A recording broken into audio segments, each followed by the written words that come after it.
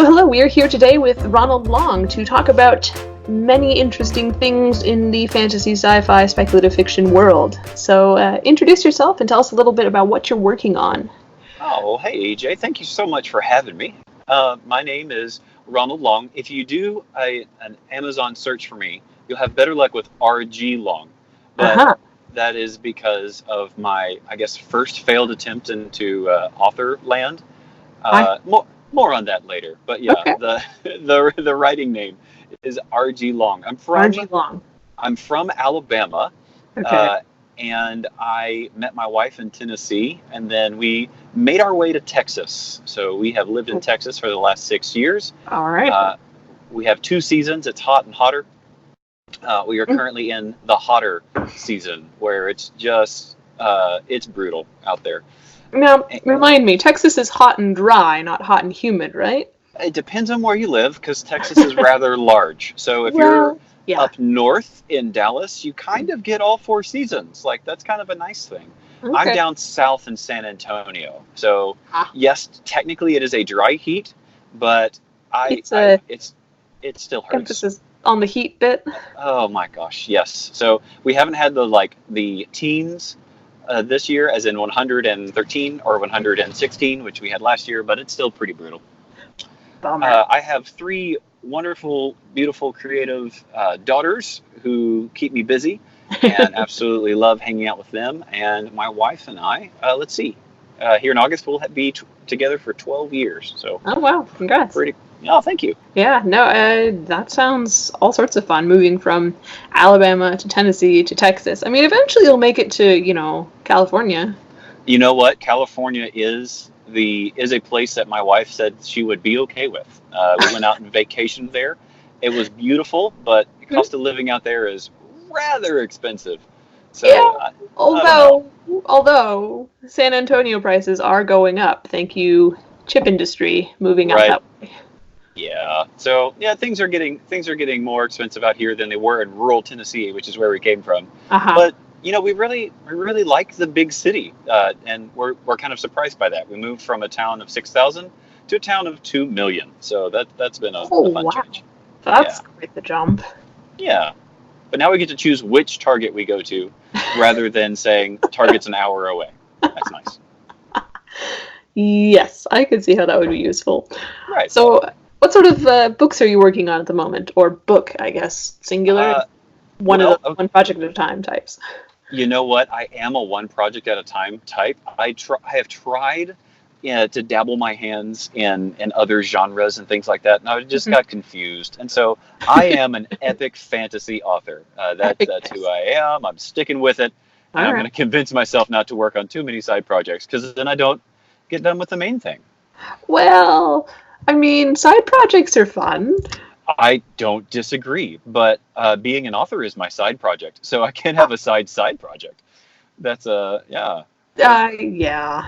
Yeah, So not with three daughters. No, yeah, right. And so I'm trying to focus myself. So I just released my 12th book in my series, The Wow. Legends of Gilead. And so I sat down to write maybe 3, 4 years ago and said, Hmm. I am going to write an epic fantasy book.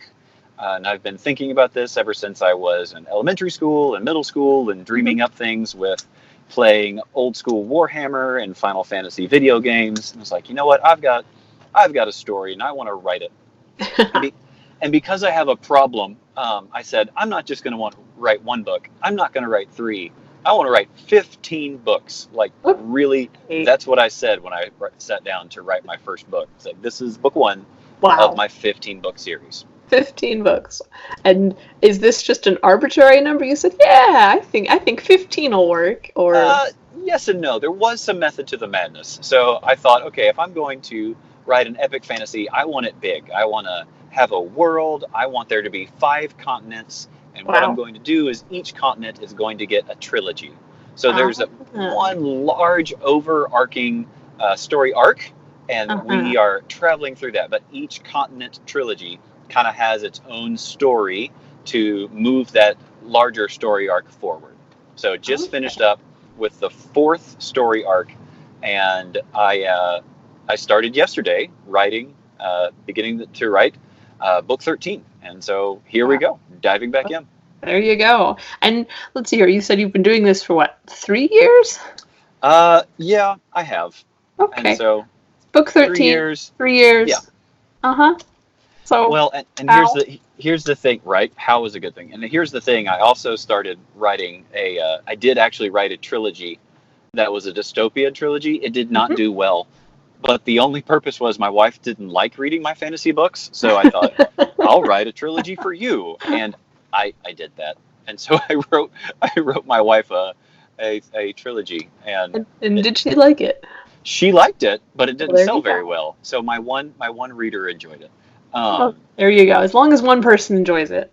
Really, that's what I was shooting for. And so you asked how I have been able to write books the way that I do. Yeah.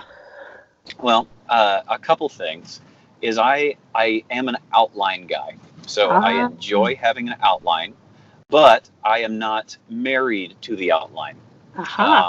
So I'll sit down, and as I did with book 13, I'll go, this is the 5-point story structure that I would like for this book to follow. And so that way I know like what my main characters need to be doing, what's happening there.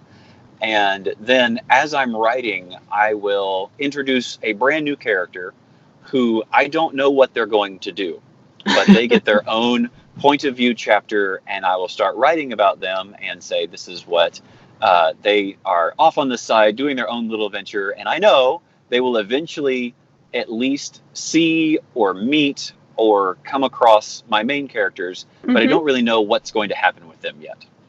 So I have my outline, I know what's going to happen, but I also have these rogue characters. In my second trilogy, my 3 favorite characters that were completely made up, had no idea what they were doing, was a very large soldier named Lincoln, a very small soldier who made up everything and never could tell the truth, named Bernard, and they ran into an elf who called herself Pumpkin.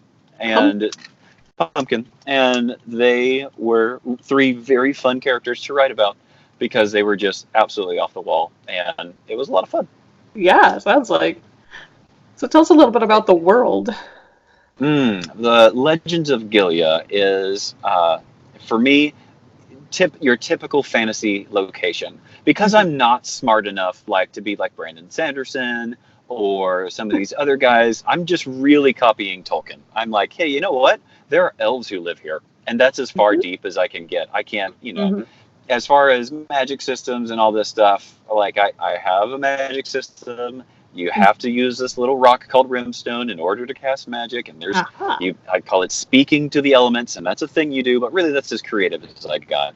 Yeah, well, if you like orcs and goblins and dwarves and elves, then I write that stuff. So I'm not the cutting edge creative author. I'm just sticking with the tropes, and I'm writing what I can think I can figure out. There is nothing wrong with that.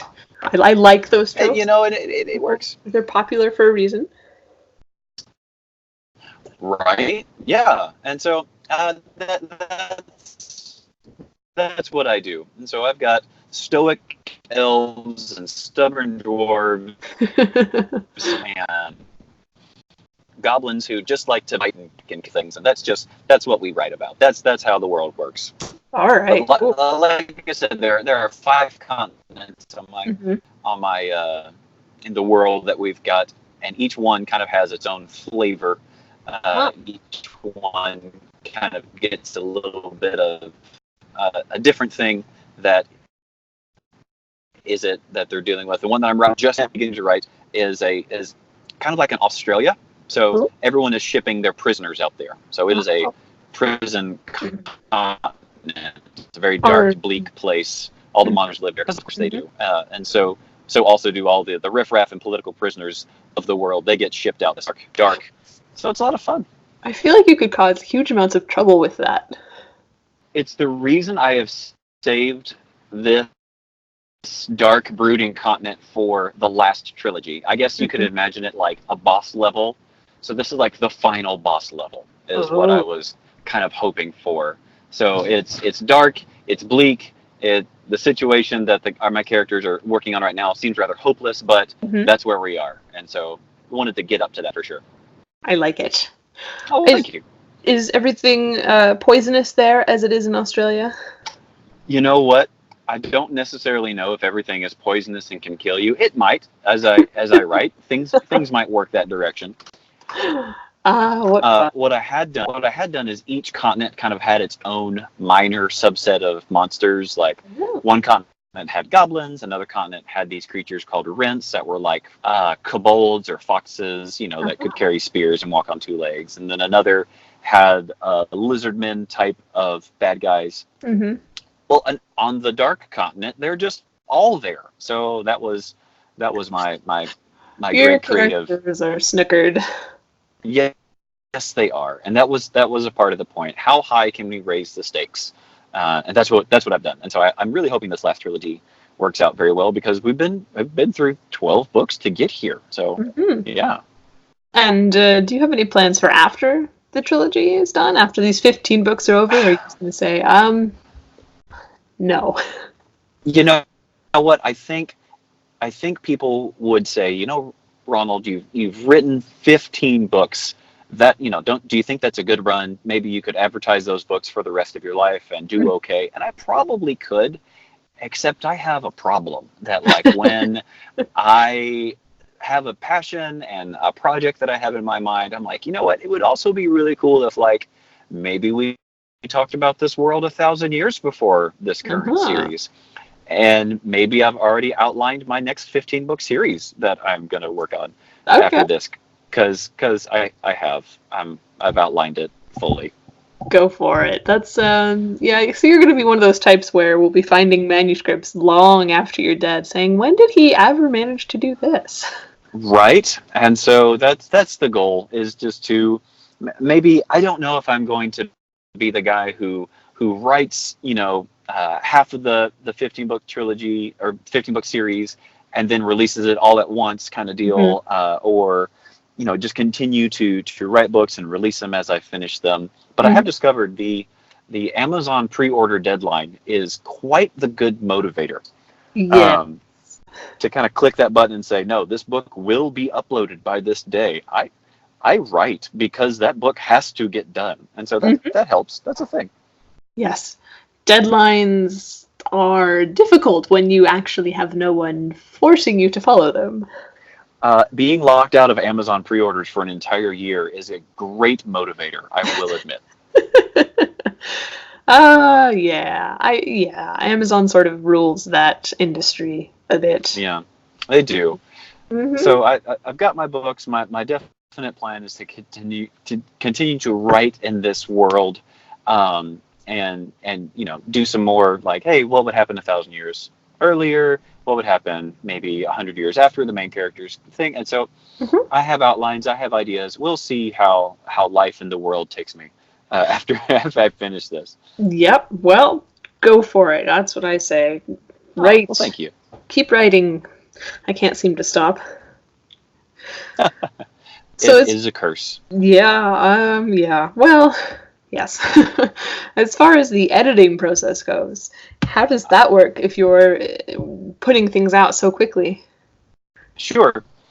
It took me a long time to find a process that worked for me. Because while it was, I'm going to sit at the computer and just type because that's what you do. And then, I was just kind of not typing very quickly. And then I started I'm going to type for 15 minutes as quick as I possibly can. And that was helpful. Then I found out about the wonderful thing that my phone will do for me, which is it will dictate and take my voice and make it words. And they're not great words. They are jumbled words a lot of times, and especially with all of my fancy names like Androlia or a Snarlfoot and things like that. It doesn't really understand those very well. But as the saying goes, you can't edit a blank. So what I have actually done when I'm off to my real job, on the way to work, I begin dictating to my phone, and I just speak to my phone. I know my chapter, I know my outlines, I know what I'm supposed to be writing about, or really in this case, talking about, and then I talk them. And then on my way home from work, I talk those out as well. And then at nighttime when I'm actually sitting down in front of a computer and the children and the wife are all in bed, I take those jumbled words and I edit them and make them normal words, and hopefully a story worth reading at that point. So how does the technology, how do you find it? Because I know the tech is getting better, but it's still not fantastic. No, it really has improved since I began doing it. Since I found this method out maybe about 2 years ago, and I've noticed a marked improvement. What I do is I actually dictate directly into a Google Word document. Oh. So that when I get home, I open up my Google account, and then it is right there already, and so I can go from there, and I can have Grammarly, which is a wonderful editing software, kind of help me out along the way. And then once I get it edited, I then move it over into Microsoft Word, and that's when it's like, okay, when it goes into Word, it's ready to be a book. But while it's in Google Documents, it's really like first draft needs editing. That's how that works. So I'm pleased with it. It's certainly, for me as a guy who is part-time author doing that on the side. So the technology really has improved. And as for me as a part-time author, I would not be able to produce like this if it weren't for that type of technology helping me out along the way, for sure. Yeah, well, I mean, the tech is awfully useful, and when you have to do, because otherwise it's just sitting in front of a computer. Yeah, which takes a lot of time, Yeah, I remember when the technology was you actually had to buy the software that would record it. Yeah. That would dictate for you. Dragon, I think, is what it was called back in the day, maybe 3 years ago or so. So now Google Docs does what Dragon did, and I never bought Dragon because it was too expensive for me. But inexpensive software. Now I have Google Docs, which helps me dictate and get the books out. And otherwise, I couldn't produce like this. There's absolutely no way I'd be able to write the amount of books that I'm writing without these tools that help me out along the way. Yeah. So as far as actually writing, what's your least favorite bit? And I do include the publishing process in this because it's a problem. Right. No, the publishing I can handle. I like it. I have a wonderful cover artist. So whenever I see the book go live, that's a fantastic thing. Probably for me it is the editing, just because at that point I'm no longer creating or have to convince myself that I'm creating. It feels like a chore at that point where am I still on this chapter? There are some times when you have writer's block and I'm trying to figure out how am I going to get them into or out of this situation, and make it believable. But really it is the editing that drains my soul. And it drained, to be clear, it drained my soul before dictation as well. It's always just kind of been that thing for me. Like I want the words I write to be good the first time. Why do they have to be good the third, fourth, fifth time? Because typos and brain moves faster than fingers or mouth or whatever. 100%. And I've now spelled this character's name 6 different ways, and I really ought to land on one. Okay, yeah. Yeah, that one's always fun. The unusual spelling of names that don't actually exist. Actually, what's fun is because I dictate and I know that the software is not going to pick up on Iberin very well, or Ored, or Alma. So I actually have like other names for my characters. So when I'm doing it and talking about Tiffany and Ralph and Jessica, they're actually much cooler sounding fantasy names on the edit. But the first time on the first time around, I'm keeping a note with, okay, this character's name is Jessica, but it's going to be, XYZ Yeah. later on. I mean, that'd be kind of fun to show up with a fantasy novel and the main character is named Bob. Yes. Oh, a trick though. Uh-huh. I don't know if this works on Android phones, but I have found this to work with my iPhone. Is that if you have the contact name in your phone, most of the time the dictation will catch it. Really? So my main character's name is Elrin, Uh-huh. which sounds all kinds of crazy in dictation. Sometimes it's and or something along those lines. But because I've actually have his name as a contact in my phone, about 90% of the time it catches it, which is really cool. Yeah, that sounds fun. So, but the thing was, I'm writing a fantasy novel with, maybe not hundreds, but tens of characters, 20s and 30s of characters. And I'm like, do I really want all of these fake names in my phone? I don't really know what I would do with all that. Well, I mean, to be fair, most of the people in my phone are not actually named as themselves. I have, the coolest person on the planet. I have Mr. Ignores a lot. I have El Medico. Yes.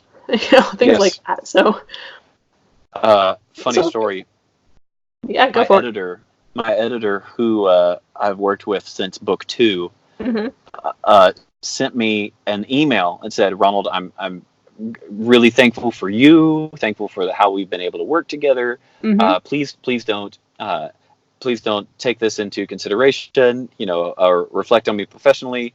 My boyfriend bought me a new computer, and without my knowledge, nicknamed it Fart Pants McGee." And so every single review on Word had Fart Pants McGee added a comma, or Fart Pants McGee inserted the word. Oh, it was hilarious. I would not be able to edit my novel after that. That's fantastic. Oh, it was amazing, and I thanked her because it certainly made my day. It was fantastic. Yeah, that is. Oh, wow. Okay, now I need to go rename my computer to something entertaining. Right, so that whenever you edit somebody's things, it'll say, instead of EG, it'll say Fart Pants McGee. Yeah, okay. That is fantastic. Thank you. You're very welcome. Oh, yeah. Okay, editors. That's always fun. So is there a story out there that you wish you had written? And I'm not including Tolkien in this because everyone wishes they had written Tolkien. Oh, obviously. An existing story that I wish I had written? It could be a non-existing story if there's one out there that you need to write, like, the growth of rocks in soil from Icelandic demons or something. Right. I'm trying to remember one of the books that I read in middle school or high school, and I can't quite recall the series, but I loved the magic system in it, and it was something like it's not RuneScape, that's the video game. Like Runefather. It was this thing where you could take this metal rod that was magical and put it on a person and take away their strength, or take away their sight, or take away their knowledge or wisdom, and then give it to somebody else. Oh, interesting. And so but then that other person who maybe their strength got taken away, they were now really weak. And if they ever died or were killed, then that person lost the strength that was given to them. And I just remember devouring that series. Yeah. And now as I'm writing and going like, I'm just going to write about elves who are stoic. I wish that I could be that creative, because I remember reading that and being about that in that world, and it was just so fascinating. That's a story that I definitely wish I would have come up with, because that's a cool magic system. Mine just involves rocks. Hey, rocks are cool. You can throw rocks. Rocks are cool. I do agree. You can. Don't throw these magic rocks though, because I've heard they explode on impact, and that you got to be careful with those. Okay, now I have to throw them because that would be very. As soon as you tell me that, it's going to be a given that this is going to happen. Let's say the dwarves have figured out that this is a useful thing for them, and they make that thing happen. Yeah. Okay, good to know, because exploding rocks Yes, I'm right there. I'm But in for this. yeah, and I mean, you throw fire at anything, and I'm pretty much all set. Dragons, Agreed. dwarves, problematic villages. No, just get rid of the whole population. We'll start over. Thanos it is. Yep, yep. Okay, so what's the best money you ever spent as a writer? And this may be completely tangential to writing.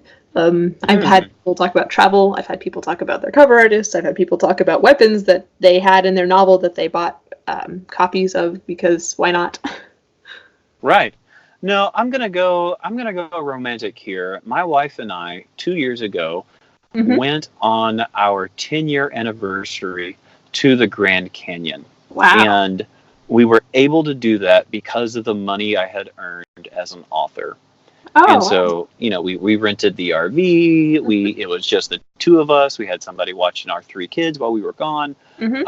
And it was not going to be in the books. Like, it was not going to happen. But because I had earned the money that I had for my books, and because we had saved it and things like that, we were able to take that trip. And for me, I feel like that was money well spent Yeah. as an author. And I've gotten to do some cool things past then, to where I could buy like a dedicated writing computer Hmm. and go to a writers conference. Those are fun, but they pale in comparison to me getting to spend, I think it was like 10 days with Wow. just my wife, driving through Texas and Arizona and New Mexico and seeing Hmm. the Grand Canyon. That was definitely money well spent. Yeah, that sounds really awesome. And I'm dreaming of the day when I actually manage to make that much money. Well, it's more affordable than you think. I mean, we didn't fly or anything. I mean, don't get me. No, It wasn't. We weren't crazy. no, flying is horrible, and the giant metal death traps are going to kill us all. But that's beside the point. I get the feeling you don't enjoy flying very much. Mm. For someone who likes traveling so much, I really hate flying. Hmm. Hmm. I'm sad to hear that, because flying is such a great thing when you can. I could drive 12 hours, or I could fly for 3. So yeah, Yes, I hear that. and ironically, the cost would be about the same. You're not wrong. You're not wrong. Yeah, so I would much rather drive any day, and I say a road trip to the Grand Canyon, go for it. That sounds awesome. Also, how was it? I've never been.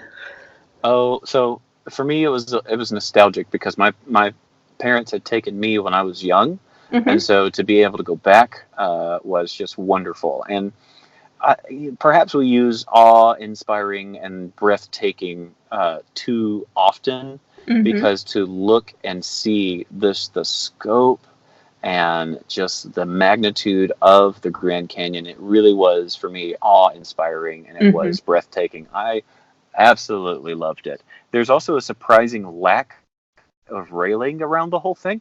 So Really? there's often where it's, oh yeah, there are many miles of Grand Canyon where there's just nothing. It's Oops. just, it's you 3 feet away, you a mile down. It really is I mean, it's just a fantastic place to look and to see and to learn. I loved it. And actually, it is a really neat tourist place as well. It's Uh-huh. not so overwhelmed that like you're thinking, oh man, this is crazy, but more of going like, wait, what was that language I just heard? Wait, that was a different language. Wait, no, and what was that over there? And so like all these people from all over the world coming to see this magnificent site, and you Uh-huh. get to be part of it. So for me, that was kind of cool to be there and be experiencing that too. Yeah, it sounds very cool, and it's on the list of places to go when I start I would making move it up on your list. books. Yeah. I So would move it up. okay, good to know. Good to know. So for people trying to get into the industry, what are some Sure. common traps you think that they should avoid? Well, the first trap is not writing the book. Um, I, Yeah, I I guess I that's know a problem. I know so many people who say they want to write a book one day. Hmm. Well, write it. Because we're so picture driven and social media and stuff. I saw this post on Instagram the other day, Hmm. um, where it said, your first podcast will suck. Your first book will suck. Your first track that you release and record will suck. Do it anyways, Yeah. because you can't get to your 50th unless you do your first. Yes. So for all the, for all the people who are saying, I want to write a book one day, well, write it, because with self-publishing now, the barriers to publishing they're removed. You can publish. You just have to. Someone can't read your story unless you put it down. And so write that thing. Learn craft. Do your due diligence. Learn how to write a scene, how to describe, how to make characters that are memorable, all this stuff. But man, just start writing it, because you can't, like I said, edit a blank page. No. That's definitely the trap that I would say avoid at all costs. Not writing the book. I think that's probably a good trap to avoid, because if you're trying to be a writer and you haven't actually written the book, and you're not actually actively writing the book, then you might be pursuing the wrong goal. Right. Maybe you like the idea of writing more than the actual discipline of writing, for sure. Yes. Yeah. Okay, well, is there anything else you want to add that is writing related or otherwise? I would definitely say listen to the people who are better than you. Well, to bring it back, if you were to do an Amazon search for Ronald Long, you would see a smorgasbord of books that I had written that actually are the books that I have right now, but older. They had poor covers. They weren't branded very well. The blurbs were a mess. And I could have pridefully said, no, what I have decided is the best. But I went to people who are doing better than I am and selling more books than I am, and said, help me, because I feel like I could do better. I feel like I could sell more books, but something's missing. And someone had the courage or boldness to say, your covers kind of suck. Like they don't communicate epic fantasy. They more tell me that this is a book for kids. And why do you have a trilogy of 3 books over here and then an unconnected trilogy over here? If you're saying they're one big story, why not make it all one story? And so if I had not taken the time to listen to the people who are actually selling books, I would still kind of be languishing and wondering what I was doing wrong. But some people who gave me some advice that was hard to hear. I didn't like it, but I said, you know what? They know what they're doing. They are giving me this advice. I'm gonna take it and run with it. I started selling more books because I rebranded my books. I made the covers much more appealing. I, did a lot of doctoring on my blurb, and I spent some money on advertising that I had been scared to do up until that point. And it made all the difference because I listened to people who knew what they were doing. Yeah, and sometimes being able to admit that you need to listen is the hardest part. Yeah, I agree, because that was saying that I'm not doing well, right? And it's almost like giving up. And that was for an author who's listening. That was after I had written my 6th book. Is when I began the process of rebranding, of coming back to and figuring out how I could do things better. So I could have convinced myself and said, I know exactly what I'm doing. I've written 6 books. Like, not a lot of people have done that. Yeah. But again, I had to be humble and say, I do not know everything there is to know about publishing. There is a whole lot that I could be doing and learning and implementing if I actually listened. And so you got to listen. Yeah, well, great advice. I would definitely say that that's a difficult thing, but if you can manage to do it, then as you have seen, you probably do very well. Yeah, and it is certainly helpful, because if someone is giving you the time to give you advice, and they themselves are selling lots of books, often authors like to say, this is what you ought to do. I'm like, your book is ranked 1 million. I don't know if I'm going to necessarily listen very, very closely to your advice. But, for the authors who are selling books, they got there for a reason. They know what they're doing. Listen to them. Absolutely. Well, thank you so much for coming on and talking with me. It was highly entertaining, and now I need to rename my computer. Well, EJ, it was such a pleasure to talk to you, and best of luck with your books, your podcast, and everything that you're doing. All right, thank you.